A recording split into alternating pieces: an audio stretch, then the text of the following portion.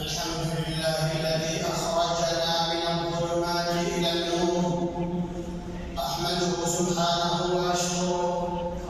أورثنا بالإيمان السعادة والسرور. وأشهد أن لا إله إلا الله وحده لا شريك له القائل: وما الحياة الدنيا إلا متاع الغرور. وأشهد أن سيدنا ونبينا محمدا عبده ورسوله حث على الطاعة والعمل بالمبرور، صلى الله عليه وعلى آله وصحبه صلاة دائمة إلى يوم النشور. أما بعد، فأوصيكم ونفسي بتقوى الله، فهي سبيل النجاة في الدنيا والآخرة. قال الله تعالى: يا أيها الذين آمنوا اتقوا الله حق تقاته ولا تموتن إلا وأنتم مسلمون. ويقول الله عز وجل: إنا لا نضيع أجر من أحسن عملا. رواه البخاري. وعلمنا رسول الله صلى الله عليه وسلم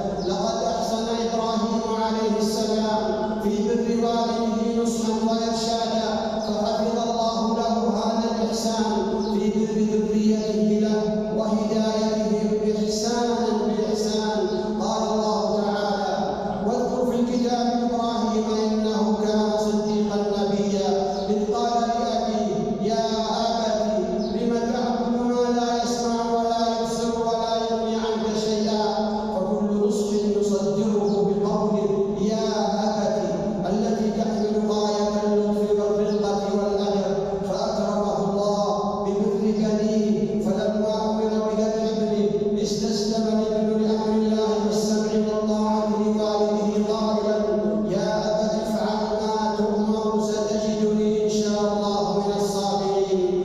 أحسن نبي الله يوسف عليه السلام شكر نعمة الجمال بالعفة والأمانة، فحفظ الله إحسانه بالنبوة والسيادة وعلو المكانة. قال الله تعالى: وراودته التي هو في بيتها عن نفسه وغلقت الأبواب وقالت هيت لك، قال معاذ الله إنه ربي أحسن مثواي إنه لا يفلح الظالمون. فأحسن الله إليه بحفظه وتمكينه ووصفه بأنه من المحسنين. وكذلك مكنا ليوسف في الأرض يتبوأ منها حيث يشاء، نصيب برحمتنا من نشاء ولا نضيع أجر المحسنين. وأحسن نبي الله أيوب عليه السلام صبرا طويلا على البلاء، فأحسن الله إليه خيرا كثيرا من واسع رحمته وعظيم بركته.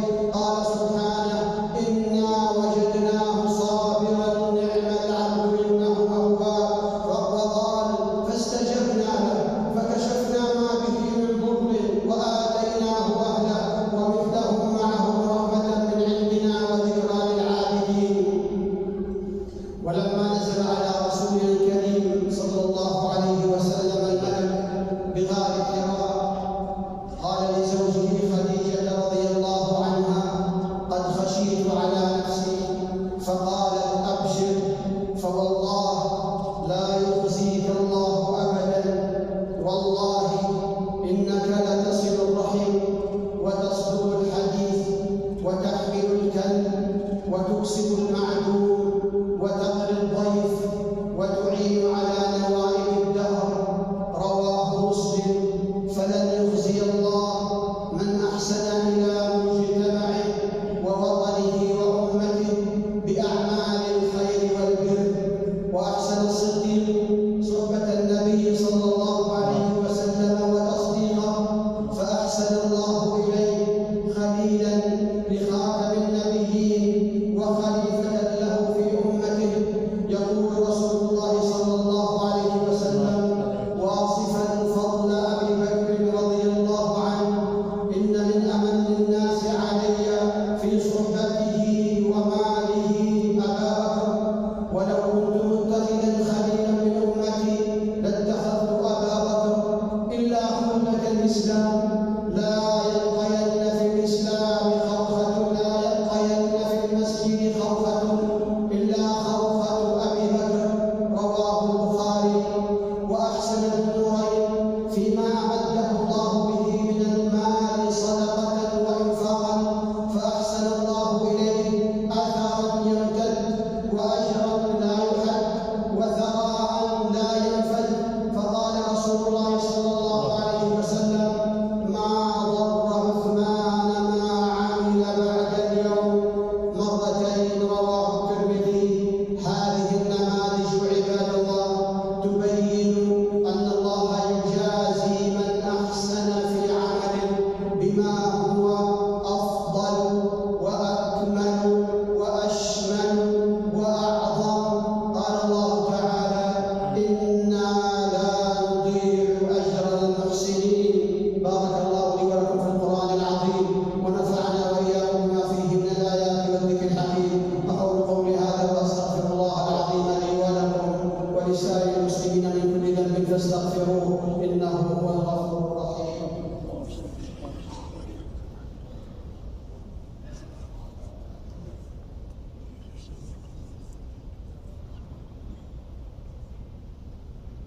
الحمد لله حمد الشاكرين، وأشهد أن لا إله إلا الله وحده لا شريك له ولي الصابرين، وأشهد أن سيدنا ونبينا محمدا عبده ورسوله المبعوث بالهدى والنور المبين، صلى الله عليه وعلى آله وصحبه أجمعين.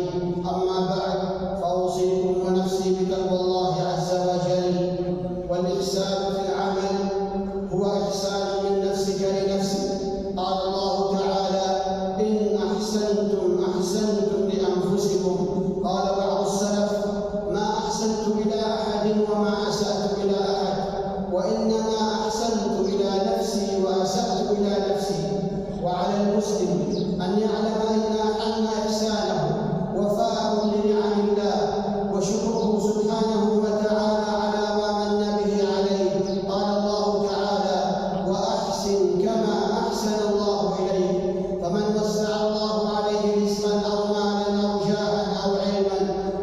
عليه أن يشكر الله على ذلك بصرفه في الطرق التي شرعها.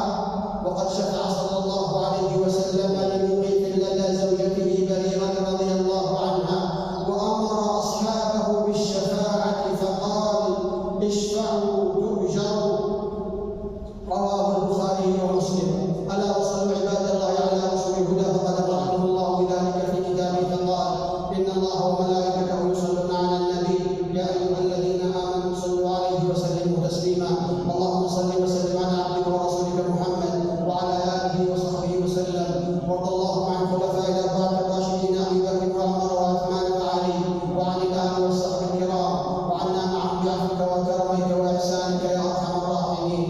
اللهم أعز الإسلام والمسلمين، اللهم أعز الإسلام والمسلمين، وأذل الكفر والكافرين، ودمر اللهم أعداءك أعداء الدين، واجعل اللهم هذا البلد آمنا مطمئنا وسائر بلاد المسلمين. اللهم إنا نسألك الجنة وما قرب إليها من قول وعمل، ونعوذ بك من النار وما قرب إليها من قول وعمل. اللهم إنا نسألك من الخير كله عاجله وآجله ما علمنا منه وما لم نعلم، ونعوذ بك من الشر كله عاجله وآجله ما علمنا منه وما لم نعلم. اللهم إنا نسألك فواتح الخير وخواتمه وجوامعه وأوله وآخره وظاهره وباطنه، ونسألك الدرجات العلى من الجنة يا رب العالمين. اللهم أصلح لنا ديننا الذي هو عصمة أمرنا، وأصلح لنا دنيانا التي فيها معاشنا، وأصلح لنا آخرتنا التي فيها معادنا، واجعل الحياة زيادة لنا في كل خير، والموت راحة لنا من كل شر يا رب العالمين. اللهم أعنا ولا تعن علينا، وانصرنا ولا تنصر علينا، واغفر لنا ولا تغفر علينا، واهدنا ويسر الهدى لنا، وانصرنا على من بغى علينا. اللهم اجعلنا لك ذاكرين لك شاكرين لك مخبتين لك أواهين منيبين. اللهم تقبل توبتنا واغسل حوبتنا، وثبت حجتنا، وسدد ألسنتنا، واسلل سخيمة قلوبنا. اللهم إنك عفو تحب العفو فاعف عنا. اللهم اغفر لنا ما قدمنا وما أخرنا وما أعلنا وما أسررنا وما أنت أعلم به منا. أنت المقدم وأنت المؤخر، لا إله إلا أنت. ربنا لا تؤاخذنا إن نسينا أو أخطأنا، ربنا ولا تحمل علينا إصرا كما حملته على الذين من قبلنا، ربنا ولا تحملنا ما لا طاقة لنا به، واعف عنا واغفر لنا وارحمنا، أنت مولانا فانصرنا على القوم الكافرين. اللهم إنا نعوذ بك من زوال نعمتك وتحول عافيتك وفجاءة نقمتك وجميع سخطك. اللهم إنا نعوذ بك من العجز والكسل والجبن والبخل والهرم وغلبة الدين وقهر الرجال. اللهم إنا نسألك خير المسألة وخير الدعاء وخير النجاح وخير الفلاح وخير العمل وخير الحياة وخير الممات. اللهم ثبتنا وثبت موازيننا يا حي يا قيوم، برحمتك نستغيث. اصلح لنا شأننا كله، لا تكلنا إلى أنفسنا طرفة عين. اللهم وفقنا لما تحب وترضى. اللهم وفقه لكل خير يا رب العالمين، ووفق ولي عهده لما تحب وترضى يا أرحم الراحمين. ووفق جميع ولاة الأمور المسلمين العمل بكتابك وتأتي بشرعك يا رب العالمين. ربنا ظلمنا أنفسنا وإن لم تغفر لنا وترحمنا لنكونن من الخاسرين. ربنا اغفر لنا ولإخواننا الذين سبقونا بالإيمان، ولا تجعل في قلوبنا غلا للذين آمنوا ربنا إنك رؤوف رحيم. ربنا آتنا في الدنيا حسنة وفي الآخرة حسنة وقنا عذاب النار. إن الله يأمر بالعدل والإحسان وإيتاء ذي القربى وينهى عن الفحشاء والمنكر والبغي يعظكم لعلكم تذكرون. فاذكروا الله يذكركم واشكروه على نعمه يزدكم، ولذكر الله